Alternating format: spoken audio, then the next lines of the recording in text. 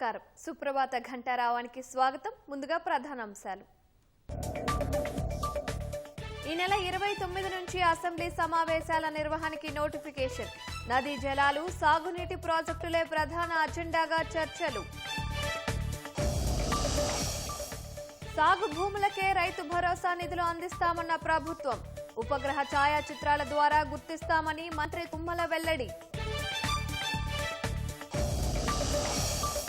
విచారణలో డీటీసీ కిషన్ నుంచి కీలక వివరాలు రాబడుతున్న ఏసీబీ. ఆల్వాల్ హిల్స్ లో కుటుంబంతో అదృశ్యమైన వ్యక్తి బినామీగా గుర్తింపు. నేడు లక్నవూలో జాతీయ స్మారకాన్ని ప్రారంభించనున్న ప్రధాని మోదీ. 65 అడుగుల ఎత్తైన శ్యాంప్రసాద్, దీన్ దయాళ్, వాజ్పేయి విగ్రహాల ఏర్పాటు. ప్రపంచ వ్యాప్తంగా ఉత్సాహంగా సాగుతున్న క్రిస్మస్ సంబురాలు. సామూహిక ప్రార్థనలతో మారుమోగుతున్న చర్చిలు.